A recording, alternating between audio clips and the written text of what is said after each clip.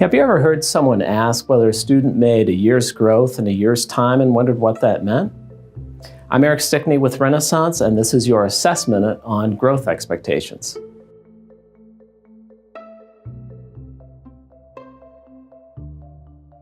Whether the intent is to evaluate an individual student's progress or create an accountability system, a common demand, particularly from policymakers, is that we determine the extent to which students are making a year's growth in a year's time.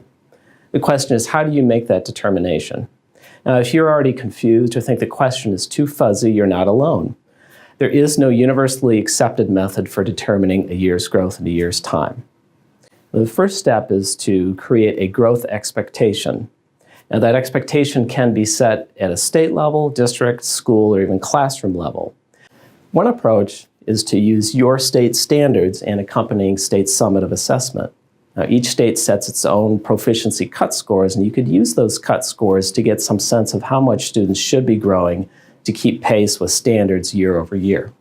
For instance, if your state proficiency threshold is at a 450 in one grade and a 525 in the next grade, then you could define a year's growth as being about 75 points, or the difference between those two scores.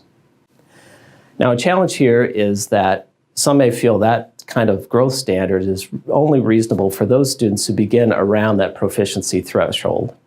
It may be unreasonably aggressive for some students or not rigorous enough for other students. Now, a further challenge is that most states only have those tests in grades 3 through 8, so not all grades are covered.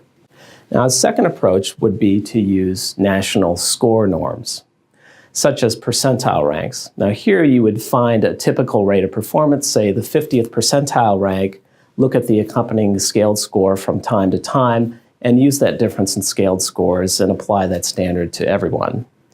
Now, as with the other option, the challenge here is that it may only be appropriate for those students who begin at about the 50th percentile. It may not be the right amount of challenge for other students.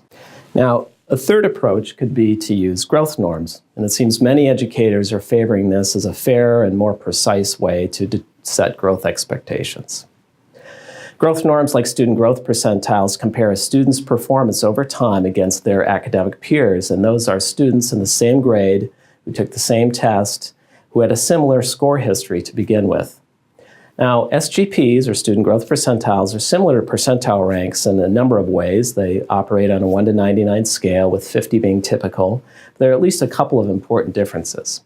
The first difference is that SGPs, of course, refer to change over time, whereas percentile ranks are looking at a single score.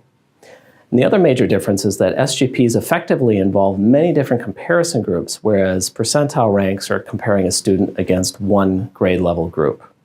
Now, if I earn an SGP of 50, it means I grew an expected or typical amount of growth compared to a large national database featuring students with a similar score history as me.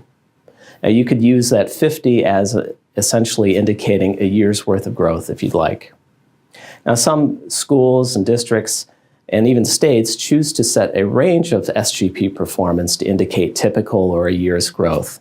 And in those cases, they use something like SGP 65 down to 35 or 60 down to 40 as indicating that range of typical growth or a year's worth of growth. So to use this approach, you'd have to be comfortable with the fact that each student could have a slightly different expectation for what it means to achieve a year's worth of growth. Now, take a classroom, for example. Let's say the teacher has set a goal of SGP 50 is for everyone, indicating that that's how she's defining a year's worth of growth. Now, for me to reach SGP 50, I may need to achieve a scaled score change of 75 points throughout the year. Another student in the same class may need a different amount, say 80 points, and yet another may need 100 points, for example. Why is that? Because all of us are starting at different places, and all of us potentially have different academic peer groups.